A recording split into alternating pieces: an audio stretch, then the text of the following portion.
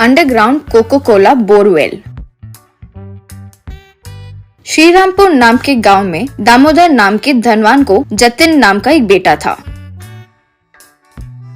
वो हमेशा उल्टे सीधे हरकतें किया करता था। ये बात जानकर एक दिन उसे उसके पिता ने फैक्ट्री बुलवाया। रे निकम्मे, विदेश जाकर इतने पैसे खर्च करवाकर अच्छे से पढ़ाई की है ना, क्यों फिर ऐसे बिना काम काज के घूम रहे हो और ऐसे बेकार बैठे रहते हो? डैड, क्यों मुझ पर यूं इल्जाम लगा रहे हो? मैं आया तब से कैसे अपने व्यापार को वर्ल्ड फेमस बनाना है सोच रहा हूँ, आपने बस ध्यान नहीं दिए। हाँ, देखा नहीं, लेकिन जो पैसा तुम बर्बाद कर रहे हो वो चेक के रूप में आ रहे हैं ना, वो देख रहा हूँ, वो भर नहीं पा रहा हूँ, इसीलिए तुम्हारे साथ ये मीटिंग कर रहा हूँ। ठीक है, तुम्हारे जैसे पुरानी सोच रखने वाले हमारे यूथ को नहीं समझेंगे। वैसे अब क्या कहना चाहते हो, घर पे रहूं या बाहर चले जाऊं? बेटा कितना भी निकम्मा हो, माता पिता छोड़ नहीं सकते ना बेटा, मैं भी बस वही हूँ। देखो, ये सेंटिमेंट सीन वगैरह मेरे सामने नहीं चलेगा। मुझे यहाँ क्यों बुलवाए वो बताओ। मेरे दोस्तों के साथ पार्टी करने का टाइम हो रहा है, ओके? देखो, हम कोको कोला कंपनी के डीलरशिप के लिए अप्लाई किए। हमारे एरिया में कुछ नया करके सेल्स अच्छे से करे तो हमें भी पूरा देश का कॉन्ट्रैक्ट देंगे, ऐसे कह रहे हैं। इसीलिए तुम्हें एक पूरा एरिया देने की सोच रहा हूँ। वो गांव में अगर तुम कुछ अलग करके सेल्स बढ़ा सकते हो तो ये प्रोजेक्ट के लिए तुम्हें ही सीईओ बनाऊंगा, वरना मैं जैसे बोलूंगा वो सुनना होगा। Oh my poor dad, after all एक छोटे काम के लिए ही मेरी होशियारी देखना चाहते हो? Very bad. पूरा आपको मुझे देना होगा। को कंपनी वाले उड़ते हुए हंसी खुशी हमारे पास आएंगे। रे, मुझे ऐसे उड़ते हुए आए इतने उम्मीद तो नहीं है। खैर, कल से पहले अपना काम करो, कहकर चले गया। उसके बाद गांव में कुछ कंपनी वर्कर्स के साथ वो एक बड़ा कोको कोला बॉटल को तैयार करके उसे जमीन के अंदर रखकर उसे एक हैंडपंप से जोड़ दिया।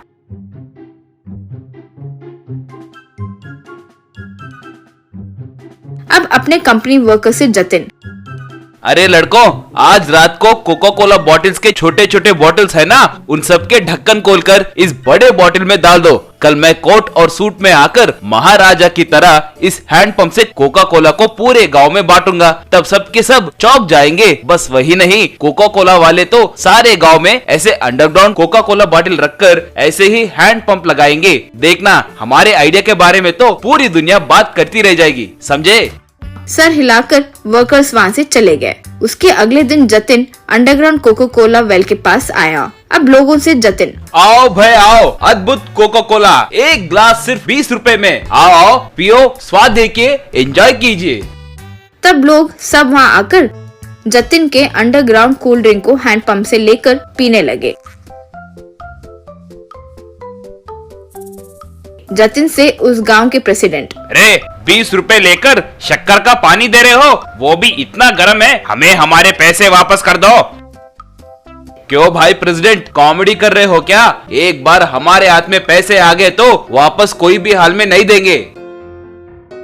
हाँ क्या? रे, तुम्हें हमारे गांव के बारे में नहीं पता है। हमें कोई धोखा दिए तो उसकी हड्डी फसली तोड़ देंगे, जानते हो? कहकर गांव वाले मिलकर उसे बहुत पीटे। तब वहाँ कार में आकर दामोदर ने देखा और उन्हें रोका। तब प्रेसिडेंट ने उसे जतिन के किए गए धोखे के बारे में बताया। रे भैंस कहीं के, कोको कोला कूल ड्रिंक है, उसे फ्रिज में रखकर बेचना चाहिए। धरती में बॉटल डालोगे तो गैस चले जाएगा और पूरा गर्म हो जाएगा और खराब हो जाएगा। ऐसे पैसे लेकर खराब हुआ ड्रिंक दोगे तो लोग मारेंगे, नहीं तो क्या पप्पी देंगे।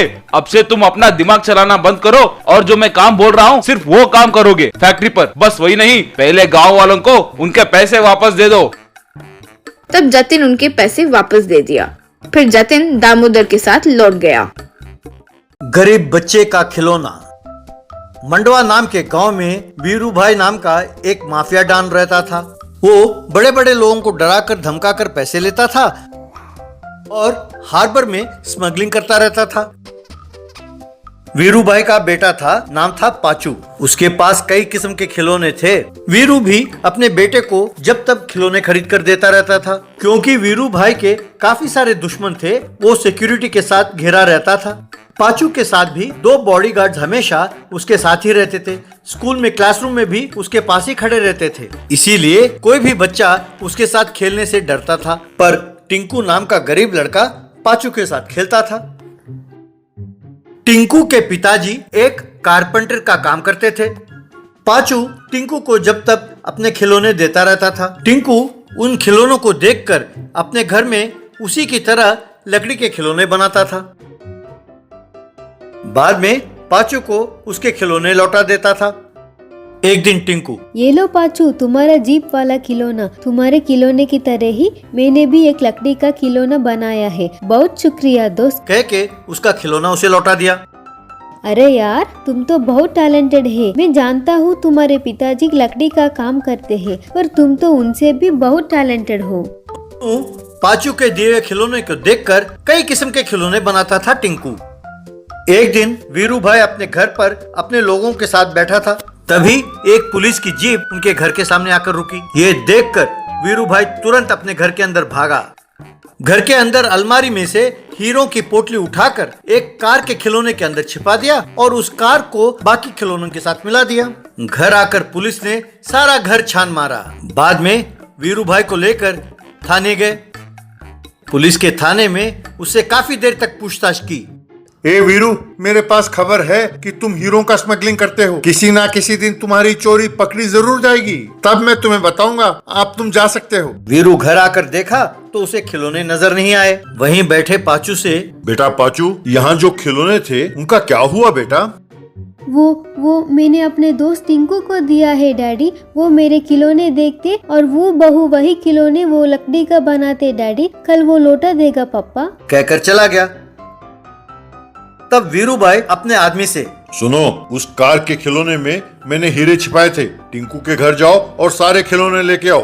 जरूरत पड़े तो उसके घर का नाश कर देना। जाओ जल्दी, कहकर हुक्म दिया। यूं सारे गुंडे टिंकू के घर गए।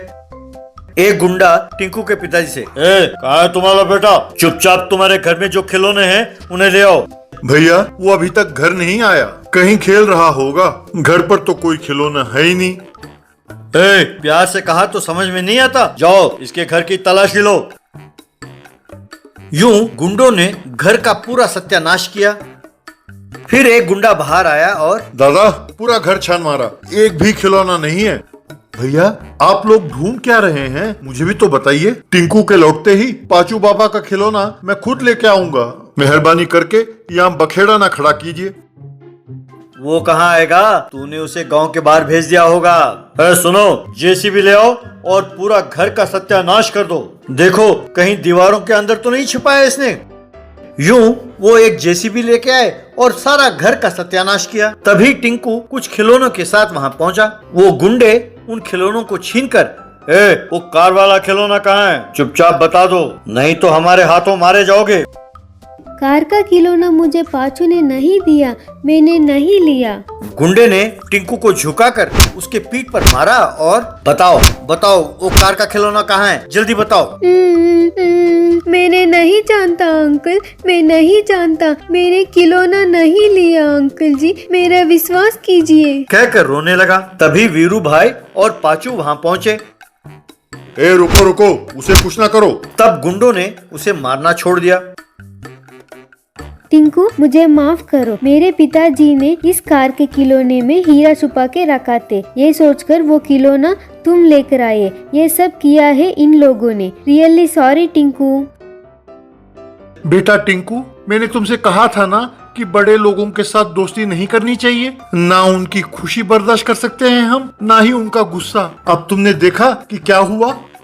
वीरू जी से डरकर पाचू के साथ कोई नहीं खेलता था। पाचू को देखकर मुझे बहुत दुख होता था, इसीलिए मैंने उससे दोस्त किया है पापा। मैंने ये नहीं देखा कि वो अमीर है या गरीब। ये बात सुनकर वीरू शर्मिंदा हुआ। वीरू टिंकू से, बेटा टिंकू, तुमने मेरी आंखें खोल दी। इतने दिन पैसों के लालच में मैंने बहुत गलत काम किया। मेरी वजह से मेरा बेटा आराम से घूम फिर भी नहीं सकता था, ना ही वो 4 लोगों से घुल मिल सकता था। मेरे गलत कामों की वजह से मेरे बेटे को तकलीफ पहुंची है। नहीं, मुझे और ये पाप की कमाई नहीं चाहिए। जो कुछ कमाया वो मैं गरीबों में बांट दूंगा और कोई काम करके आराम से, आजादी के साथ और गर्व के साथ जीना चाहता हूँ।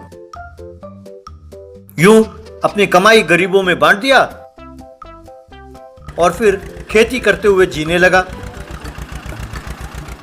पाचू और टिंकू की दोस्ती सदा कायम रही।